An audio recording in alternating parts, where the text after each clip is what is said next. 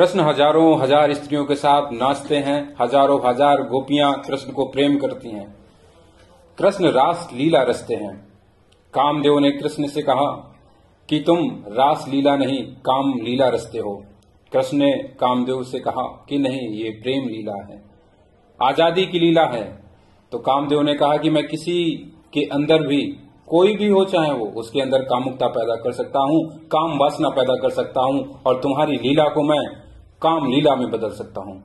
कृष्ण ने कामदेव की इस चुनौती को स्वीकार कर लिया और कामदेव से कहा कि आज महा रास लीला रची जाएगी, महाप्रेम की लीला रची जाएगी और मैं तुम्हें निमंत्रण देता हूँ, हो सके तो मुझ में कामुकता पैदा करके दिखाओ।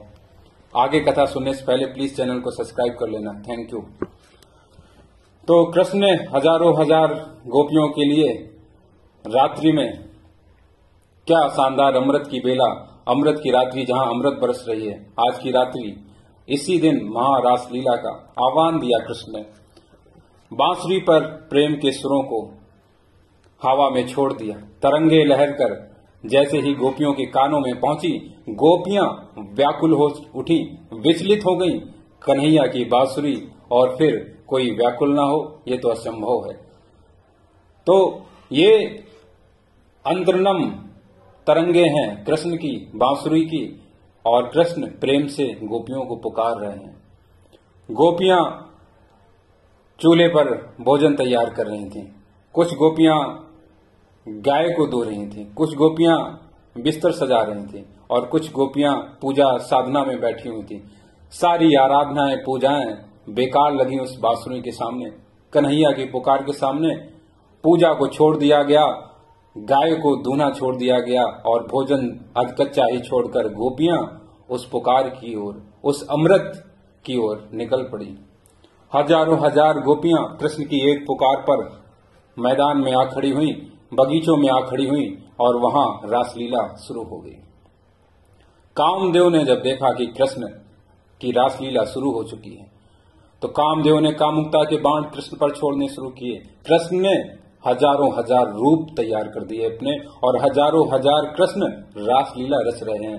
कामदेव भ्रमित हो गया कि कौन सा कृष्ण असली है, कौन सा कन्हैया असली है जिस पर बाण छोड़ा जाए। और कृष्ण की प्रेम लीला आसमान छू रही है और अमृत वर्षा में गोपियां भीग रही हैं। क्या चमक है रासलीला की, क्या महक है। बड़ा अतुलनीय और बड़ा रमणीय सौंदर्य से भरा हुआ गोपियों का नृत्य, कृष्ण का नृत्य दुनिया को, आसमान को, देवताओं को बड़ा सुख दे रहा है। कामदेव हजारों प्रयासों के बाद विफल हो जाता है। अंततः कामदेव कृष्ण के चरणों में गिर जाता है, कृष्ण से क्षमा याचना करता है और कहता है कि पहला मौका है जब मैं किसी को पिता स्वीकार करता हूं और मैं कृष्ण तुम्हें अपना पिता स्वीकार करता हूं। शिव को मैंने परेशान किया था तो उन्होंने मुझे जलाकर राख कर दिया, लेकिन मैं आपको पिता स्वीकार करता हूं।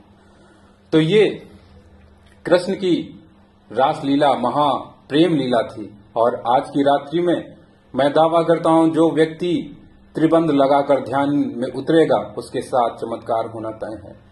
आसमान के नीचे, खुले आसमान के नीचे 10 मिनट, 20 मिनट, 30 मिनट के लिए बैठना और अनुभव करना इस अमृत बेला का, इस कृष्णत्व को पाने का, कृष्ण के तत्वों में लीन होने का, इससे सुनहरा मौका फिर दोबारा कभी नहीं मिलेगा। आइए आज रात्रि में कृष्ण को समर्पित हो जाएं, कृष्ण के लिए, अमृत के लिए, अपने जीवन के उद्धार के लिए, जन्म मृत्यु के चक्र को तोड़कर कृष्णत्व में शामिल हो जाने के लिए कृष्ण की छाया में आओ बैठें। शरद पूर्णिमा की यही महत्व है, यही सबसे बड़ा सौंदर्य है कि हम आज के दिन, आज की रात्रि में यदि कृष्णत्व के लिए खड़े हो जाएं, कृष्णत्व के लिए प्रार्थना करें, तो ये बाकी दिनों की अपेक्षा बड़ा प्रभाव छोड़ती है। तो इस रात्रि में कृष्ण को पुकारना ना भूलें और प्रेम से भरकर कृष्ण को पुकारना।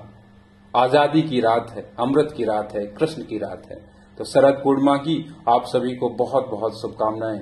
ईश्वर आप पर कृपा करें, माता लक्ष्मी आप पर कृपा करें।